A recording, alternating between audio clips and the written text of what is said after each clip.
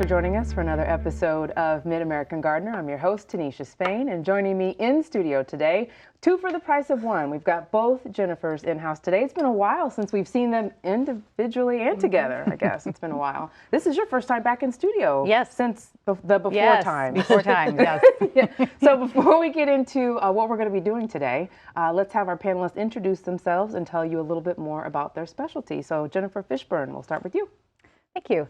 Hello, I'm Jennifer Fishburne. I'm a horticulture educator with the University of Illinois Extension, and I am in Logan, Menard, and Sangamon counties. My job is to answer gardening, all kinds of gardening questions. I work with Master Gardener, Master Naturalist volunteers, and I'll be happy to answer any questions, but I enjoy talking about vegetables and herbs. Excellent. And this is a busy, busy time of year for you. Yes, it is. So thank you for making time for coming to visit us. You're welcome. All right, and Jennifer Nelson. Hi, I'm Jennifer Nelson. I am a person you can find online at groundedandgrowing.com, and I also teach vegetable gardening for the Department of Crop Sciences at University of Illinois. I love all kinds of horticulture topics. I haven't met a plant that I don't like. And my favorites are things like vegetables, houseplants, a little bit of everything. You've been busy too. We've mostly seen you in the classroom this summer. So thank you for making time as well. Okay, so you can see Jennifer Nelson's got some things over here. We're going to be cooking today on the set. I think this is the first time since I've been here. So tell us a little bit about what you're going to be preparing. Well, we noticed that our daylilies at home are just about to start popping, and some of them have started blooming. So this is one of them, and it's a double flowered variety, and I have lost the name. Me and all my labels at home, and I've lost the name. But they are edible. They are very tasty, batter dipped and fried, and so that's what we are going to do. We picked these fresh this morning, and the thing about daylilies is they only last a day. So hence the name. Hence the name. And you got to be really careful with this that you are only cooking daylilies because other kinds of lilies can be toxic. So make sure that you've correctly identified. I want to use that disclaimer here. Do your homework. Do your homework before we start. So what we are using for our batter is it's flour, baking powder, salt, and a carbonated beverage of your choice. We use lemon lime soda today, but you can use other things like beer or other kinds of pop if you wanted. And what we're going to do is we're picking the buds when they're not quite opening yet. If they're open, and this is real similar to squash blossoms, you said you had tried squash blossoms recently. If they are starting to open, they tend to kind of poof up in the batter and they're harder to cook. I like to pick them when they're just not quite starting to open, and I hold them by the stem end, and this batter ends up being kind of lumpy when you mix it up, and you just kind of dip it in. And then I'm using a Fry Daddy, which it's a brand name, but it's a fryer that is going to have an internal thermostat. I don't like the idea of a big pan of oil potentially catching fire, so we're just going to dip them and put them in, and I don't know if you guys can hear the sizzle. That sweet sound. It's kind of like, we're getting ready for fair season, right? We got to build up our tolerance for fried food. So let's do it in the garden. It ends up, we'll taste these later. I think they end up tasting a lot like tempura fried veggies if you've ever had something like that at an Asian restaurant. Ooh, it smells good. Super good dipped in ranch. Okay. Or sometimes you can powder sugar them, or I brought some seasoned salt. And so we're just going to put a few in there and just cook them until they're golden brown all around. Okay. And this dip works for other veggies or even fish. We've tried it on. All right. While those are getting prepared, we're going to go to Jennifer Fishburne. Now I'm like totally distracted. It's very Pavlovian Sorry if it's right getting now. loud. We're going to go to Jennifer Fishburne and talk about some grow bags. There's a question that goes with this, with your show and tell. I'll read that real quick. It says, I can buy 20-gallon grow bags from my local Menards. Would these work for tomatoes, cucumbers, or zucchini? And any special tips for use? If you remember, on a previous show, we went to Jennifer Nelson's house, and you guys actually did some things with grow bags, if you recall that from an old show. So they like these, the Jennifer's growing these. So tell us a little bit about them and your technique and tips. Okay, so the answer to the question is yes. you can grow in grow bags, and they would work for your tomatoes, cucumbers, and zucchinis.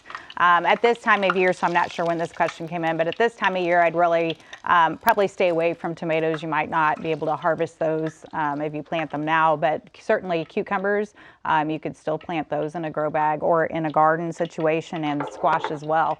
Actually, with squash, you might have less insect pressures planting those now than and later in than now as it's later in the season. But the thing I look for isn't necessarily the size where it says it, but actually looking at the size of the bag, if that makes any sense, because sometimes they seem to be a little mislabeled. So they might say 5-gallon, but they look pretty small to me. So what I go by is, if you're going to grow the 3 mentioned, tomatoes, cucumbers, even peppers, eggplants, I would look to say the size of a 5-gallon bucket. Okay. This grow bag here in particular is a purchase just specifically for growing things in it. It's a really nice quality. It's pretty thick and durable. And I would say if you treat this correctly, don't leave it out over the winter, but bring it in the winter, you're going to get several seasons of use out of it. This probably costs, I believe it was around $7 for this bag. What I want to show here, though, is a lot of us, if we're into going to the grocery store and taking our own bags, we have either those reusable shopping bags. The ones that are fabric are great for grow bags. So this is your great 99 cents, $2 bag. The drawback is it's only going to last 1 season. So keep that in mind. But if you have one like this one, it looks a little bit used. It's, the handles are getting wore. Probably don't want to use it as much for groceries anymore. This would make a great grow bag. It'll hold soil. And with both of them, the thing that works great about them is they breathe from the sides. So you don't have to worry about the roots growing out or anything like that. And with any growing container, you just need to make sure you're watering it all the time.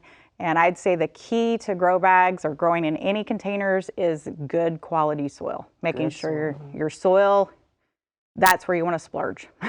Buy the good stuff, that's all I'm going to say. You can skimp on the bag, but get the good soil. Skimp on the bag, but get the good soil. Now let me ask you, when it's the end of the season, how do you clean yours up and put them away? Do you turn it inside out? Do you hose it? Do you brush it? You probably don't. Well, with tomatoes, I would make sure I get them clean, but I would just, hose them out. Turn them inside out and hose them out, hang them up to dry, and then put them into the garage or what have you. I tend to, with the vegetables, not reuse the soil for vegetables again. You could, if you wanted to, probably use it for marigolds or flowers, but I would not put vegetables back into used potting mix. Okay. And then when you pull them out in the spring, just pop some fresh soil in and off you go? Off you go. I like that. I have not used these, and I'm very interested. Do you find that you get a better yield, or is it just more convenient? It's really dependable. It just depends. Not dependable. It depends if you like them right on your deck, or if you have a small space, or you're looking to downsize. So my mom, for example, she's going to see this show, and I'm going to say, Mom, you need to be growing not a great big garden anymore, but rather, in raised beds or grow bags, something that's easier to get to. You don't have to worry about the weeding. Yes. You just got to worry about the watering. Yes, excellent. Okay, thank you. All right, now let's pop back in to Jennifer Nelson. Are we ready? No, I did. Yeah, Okay. Let's dig in and try them. Oh, I'm first. It's not like it's cicadas, which we have grasshoppers, which we have eaten on the show before. Stem and all, everything. Just pop it in. Wow. Yep. Just like a veggie. Just like a veggie. That's really good. With ranch? Yeah. Everything's with ranch. I think I could even get my 6-year-old to eat that. My kids were excited about the fact that I was doing this today. My son actually went out before 8 a.m. and picked these. Oh my goodness. Because he was like, oh, will you make these? Are you going to bring some home? Yeah, will you make these when you get home? Those are really good. And it didn't take long. I know Jennifer was talking while they were cooking, but how long were they in there, and what do you look for? Just golden brown? Just to be brown on both sides. I kind of flipped them, a couple of them over. It just depends how many you fill the thing up. You don't want to overload this, or it'll take longer. I have found that they don't reheat well. So definitely, if you're going to do this, this is definitely something to just keep cooking, and as your kids keep eating it, or you keep eating it, whatever. But yeah, if I tried to warm them up after I made them, and they're just, the moisture of the blossom kind of leaks into the breading, and it's just not. No. Yeah. Most fried food is not Most good fried food is recooked not or good That's true. reheated. That's Yeah. true. The air fryer can save a lot of things. I don't think the air fryer could save this. I don't know that I don't think this would work in an air fryer because of it being the wet batter. Yeah. So you just got to eat the full That on was fried. delicious, actually. It was good. That was really good. You know what? We might have to get the recipe. We'll get that and put it online because I'm sure we will get emails of folks asking. Sure. I mean, how I to can cook somebody this. will ask. Yeah, I can say it, but if you want to put it up too, that would be good. Okay. All right. That'd be great. All right. Let's go to a couple of questions. Let's see. We're going to go to. Finish this, but I'm set there from. Let's go to question number 45. This was a question about a mysterious weed. It's kind of long, so bear with. I live in the rural area outside of Monticello on 7 acres, which includes 4 acres of dense timber and at least 12 perennial flower gardens. In the last few years, I've noticed an invasive weed shown in the attached pictures, and I do not know what it is. It pops up in my flower gardens and grows rampant, climbing up trees and attaching itself with runner strings. It's bright lime green in color and contains very sharp thorns all over the stems. I made the mistake of trying to pull it barehanded and paid dearly for that mistake. Never noticed this weed until about 4 or 5 years ago. Any suggestions to get rid of it? And we do have pictures of that that you will be able to see. So what is your, not guess, but what are we looking at here? So the weed is commonly called bristle greenbrier. Scientifically, it's Smilix is the name for that plant. It actually can grow about 25 feet tall if it's vining up a tree. You'll find it typically along rivers and streams. It likes it wet, woodland areas, moist. So it makes sense that if they are in a wooded area that it would grow there. It grows through a rhizome. The easiest way, if you just have a small plant, is to hand pull it wearing leather gloves. Leather, not just gloves, leather gloves. Because it does have some pretty sharp spines there, so make sure that you wear leather gloves. The other way to get rid of it would be using a paintbrush. If it's in a flower bed, using a paintbrush and paint some glyphosate on it would be another option as well. But certainly it could be hand pulled wearing the appropriate gloves. I made the same mistake with this, and I live in Monticello as well, and I found this in my yard, and I was telling Jennifer, and she said, this can't be in your yard. I live adjacent to a county park that's wooded. And yes, I didn't realize it was there and grabbed it with just regular gloves on, and holy cow. Yes. Oh my gosh. I don't think I've come in contact with this particular weed, thankfully, because I feel like I would remember, but You would. Or in an urban situation, you probably wouldn't find it as readily because it does like that more woodland, moist areas to grow in. okay. So spot treatment, you said, or pull it with leather gloves. Right. Leather gloves. Okay. Or some kind of really thick gloves, yes. Really thick gloves. Okay. All right. We're going to take another question. This is number 30. This one is, what is the most disease-resistant crabapple tree for Zone 5B? The one that comes to mind when people ask about a good crabapple tree, I think of prairie fire. And Jennifer, you can agree or disagree. I have not found any others that have come along that have been any better, and they're just developed at U of I, so what's not to like, right? Yeah. But it's not going to get the scab that a lot of the apple trees will get, where it starts at this time of year. It'll be pretty much devoid of leaves and look terrible. We want something that's going to maintain its leaves through the season and keep going and not succumb to diseases. Now, the one that you just mentioned, what was the name of it again? Prairie fire. Prairie fire. Bright, bright pink. I was just going to ask if you could explain a little bit about what it looks like. Just engulfed in pink flowers, very bright, hot pink. And a lot of people will stop and ask, what is that tree? So you'll know it when you see it. Yes, you'll know it when you see it. Excellent. Okay. All right. Prairie fire. Let's see. This is a question about hydrangeas, number 47.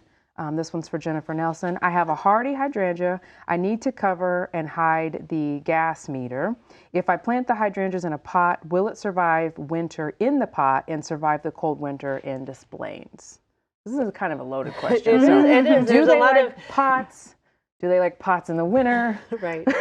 There's a whole lot of things in this question that make me think of one of my old professors, Dr. Spomer, who would start things off with saying, well, it depends. And so it depends on a whole lot of things in this question. Hydrangeas can tolerate a pot as long as it's big enough to keep it well watered through the summer, because like we talked with the grow bags Jennifer brought, you've got to keep things watered, and things will dry out quicker in a pot, especially hydrangea, which loves water. And so like the 98 degrees and no rain situation we've had, bad for a hydrangea in a pot unless you're on top of that. Then when we get to winter, you're going to have a problem with a perennial surviving in a pot because of the freeze and thaw cycle that it's going to be exposed to in the pot. So the way you can get around that is bringing it into something like a shed or a garage, not necessarily heated, but definitely not getting down to freezing, so that you can keep it cold and keep it dormant, but not allow that freeze thaw cycle, which would kill it ultimately. And probably, depending on the pot, would probably destroy the pot too, because you would get the expansion that would shatter a ceramic pot. Okay. So, yes, maybe. Yes, maybe. You got to go shopping. Oh, darn it. You got to go buy plant stuff. Get a good pot, get a good plant. Make sure you can keep it watered and have a spot to put it for the winter. You know, last year I drug in a few pots into the garage, and it got so cold I ended up losing a couple of bulbs. So what are your thoughts, like if we have an intense deep freeze coming, basements, but then do you run the risk of, I don't want to say waking it up, but is there any risk of moving, you know, something into a basement where it might be a little bit warmer? Yeah, there is. I mean, I would move it for the shortest time possible, wouldn't you agree? Yeah.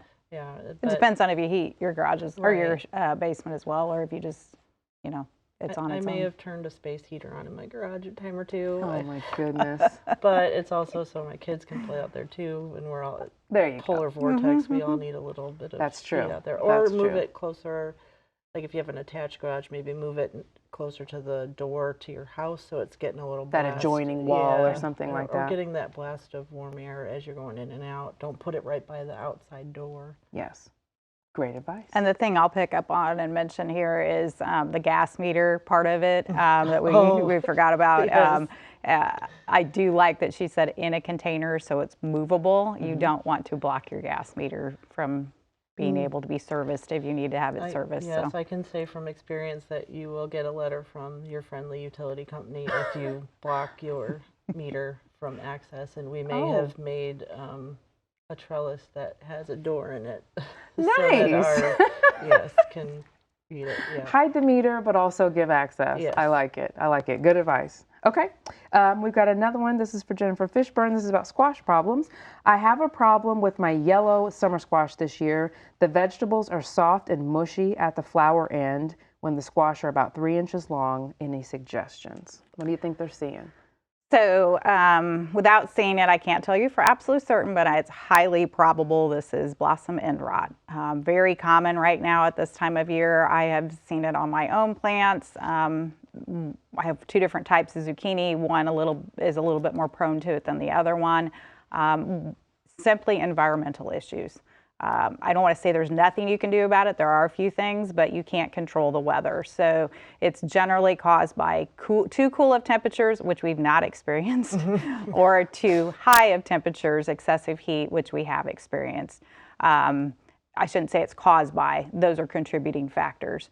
But what it is the plants can't uptake the calcium from the soil when the soil's either too dry, too wet, or it's too hot, or it's too cold. So you'll also see this on tomatoes and peppers and maybe even watermelon, this happening. So the things that you can control a little bit, provided you do have a good water source, is you can water your garden. So if we're experiencing a dry situation, is to make sure you're getting at least 1 inch of water, 1.5 inches of water on your garden each week. That can help with that calcium absorption. But most times we're finding, and you might want to get a soil test done this fall, but most times we're finding that the calcium is in the soil. It's just not being able to be absorbed into the plant due to the conditions. Interesting. Jen, you said you were having some issues with tomatoes this year? Yeah, and I Some of it may be user error, but I just had some, I think it's just the weather too, because I had put out tomatoes at an appropriate time, and some of them were just not growing and just kind of withering and dying, and I don't know if it just was too hot. I was watering them. I couldn't pinpoint it down to one particular symptom. I remember telling Jennifer, yeah, I'm really, the expert this year, killing everything. Between that and then a chipmunk digging up all of my squash seeds. So I literally just put my squash out. I started seedlings inside and just put them out last weekend. So maybe I'll avoid some of the bug problems and such. But Maybe. gardening can be a rough sport. I killed my first squash vine borer this weekend. I was so devastated. I was looking at my plant and it's starting to wilt and not look good. So I happened to look at the plant and there's this unusual looking insect, which I figured out was a squash vine borer, and I squished it. Not that that's going to help my plant any, but You can do so by surgery. planting later in the season, you can avoid that issue. I'll report back. So I was going to say, Let so you know. that window of because you had seedlings in the house that you started from seed? I started them from seed in June. I had put seeds out in the garden in May, and being warm season, they come up really quick. I've never had an issue doing it this way. But this chipmunk just must have been watching, and he just... Delicious. Yeah, he was like, they were all dug up and eaten. I found the shells. Wow. Yes. Wow. Smart little guy. Smart little guys. Any other problems that you guys are, we've got about 5 minutes left. Any other problems you guys are seeing in your personal gardens or yards that maybe you could help other well, folks with? another heat-related issue that I'm seeing is flower drop. So my green beans in particular, I have the prettiest, I wish I had a picture, but I have the prettiest green bean plants this year. I have 2 beautiful rows, which by now, had we not had this heat, I think I would have probably canned about 14 quarts of green beans. But the blossoms, you see them, but then they disappear, so to speak. They fall off, and that's heat related. It's a way that the plant can survive through the heat and the drought. So now that we've had this rain, it's a bit, at least in central Illinois, and it's a bit cooler, although it's not cold, it's cooler. I'm hopeful that I will have a plethora of green beans here soon. So I'm pretty excited. Yeah, awesome. I've had a lot of people actually say that their plants and flowers were slow to grow. Is that because we started off chilly and then it got hot? What do you attribute that to? I think it's more heat than anything from what I've seen. Because we all worry about it being too cold in the spring, but we forget that there's a window, there's an upper limit too, especially with things like you were pointing out green beans, but tomatoes are the same way. If it gets too hot, we think about tomatoes and peppers loving the heat, but only to a point. They have a point. They have a limit, and I've also seen it with some flowers in the yard. They just weren't doing anything. I'm giving them plenty of water, but it's 98 degrees. They can't necessarily handle it any more than we can. But I noticed some of the stuff that was struggling, like since it's cooled off, it's really filling out in a hurry. Yes. Okay. And a follow-up to the grow bags, the one thing I think I forgot to mention is in those you don't want to plant what you typically might plant in your garden space. You're going to look for space savings vegetables, so things that are going to get smaller. I currently have, and I cannot remember the name, but a tomato plant that only gets 2 feet tall in one of my grow bags. It does need staked, but it takes up little space, and it's got 4 beautiful green tomatoes on it right now. 4 beautiful tomatoes. That's a good topic, actually. What are the best things to grow in grow bags? We talked about some of those plants, but are there any others that you would add to the list? Pretty much anything except for your like watermelon and some of your melons I probably would stay away from unless you could find one that's really space saving, but anything else I've had pretty good luck with. Yeah, we've done, with the class, we've done things like carrots have worked out really well. Broccoli, that sort of thing. We haven't done that in class, but I've done that in a container before, just in a bucket. It's something that will just, like Jennifer said, is more compact. Potatoes, maybe? Yeah, potatoes will work. I've done potatoes in Oh, a actually, bag. here, let me show a quick demo. So perfect. this, I forgot to show earlier. This is the size that you would use for a potato bag. Oh, nice. It's pretty good size. And what you do is you put your potatoes in a lower level, and then as they grow, you continue to add the soil to it. Instead of fill the whole bag, you put the potatoes, down in the lower half, and then as they grow, you cover them. Just kind of add more to it. Yep. And then, yeah, that's super easy. And then just plop them out. Yeah. And as Jennifer mentioned, broccoli, here really soon, broccoli, cauliflower, cabbage, those are great fall crops. So we're going to be planting those about the 1st of August. So be looking for those plants in your garden centers here pretty soon. They're pretty, or start them own. You probably have to start your own. They're pretty limited selections in most of the garden centers. Any of your lettuces and greens will do really well in one of those bags too. Oh, I could see that. And then you don't have to share it with the chipmunks. We have a chipmunk situation at our house. It is and you know definitely what? a situation. The tunnels, there's no winning. No, There's no winning this war. We just have to coexist. Rat traps are, you know, I don't like things, killing things, but they literally removed all the soil from the base of one of his shrubs. Wow. Yeah. Yeah, they are destructive little guys. And now when I walk up, they chit, chit, chit because it's their flower bed, you know, like I've lost. We were in Colorado recently, and they were coming up to us. My kids were petting chipmunks. It was like cute at first, and then it was kind of like, oh my God. A little unnerving. They They freak out and try to bite you, then you don't know what's going to happen next. Yes. And real quick before we go, Chuck sent me these lovely spring bulbs, and I need to know if I put them in the ground now, what do I do with these guys? How do I store them? Keep them in your paper bag. Okay. Put them in the garage if you want to, and then early September, early October, plant them in the ground about 3 times the depth of the bulb, so about 6 to 8 inches deep. Okay. Well, that's all the time we have. Thank you for feeding us. Oh, thank you for teaching us about grow bags. And I think I'll have another one too. Thank you so much for joining, and we'll see you next time. Good night.